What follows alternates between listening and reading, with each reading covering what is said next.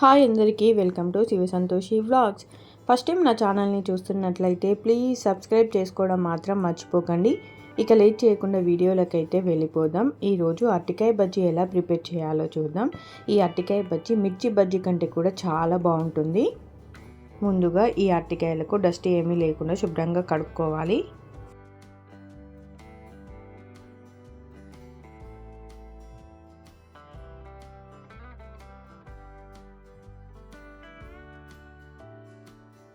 కడుక్కున్నాక పైన ఉన్న పొట్టును మొత్తం తీసేయాలి.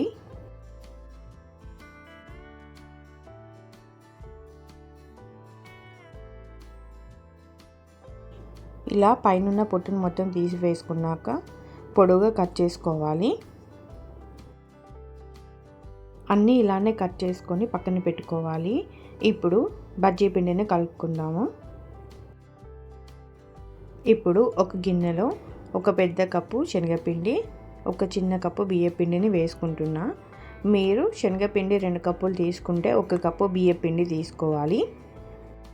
దాంట్లోనే 1 స్పూన్ కారం, 1 స్పూన్ ధనియాల పొడి, 1 స్పూన్ ఉప్పు,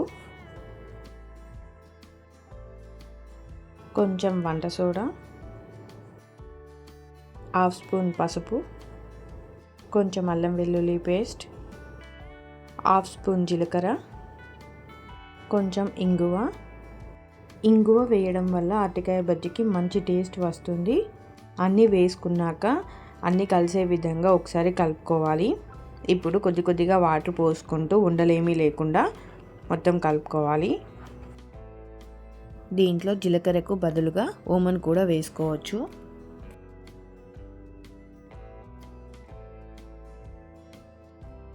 ఇలా ఉండలేమీ లేకుండా కలుపుకున్నాక పిండి కన్సిస్టెన్సీ ఇలా మనం వేలు పెడితే వేలు మొత్తం కనిపించకుండా పిండి అతుక్కుంటే మనకు బజ్జీ పిండి కరెక్ట్గా కన్సిస్టెన్సీ ఉన్నట్లు.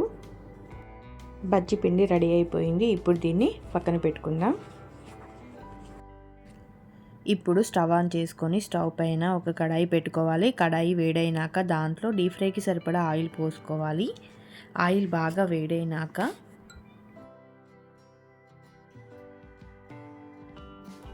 అరటికాయ ముక్కను తీసి ఇలా పిండిలో ముంచి ఆయిల్లో వేసుకోవాలి.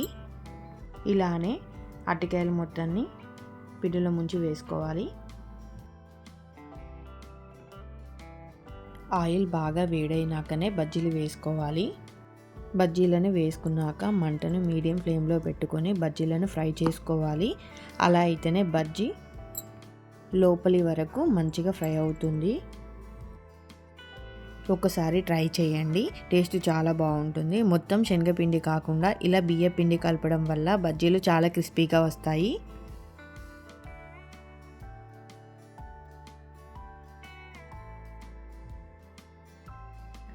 ఇలా 2 సైడ్లు మంచిగా కలర్ చేంజ్ అయినాక తీసి ఒక ప్లేట్లో వేసుకోవాలి.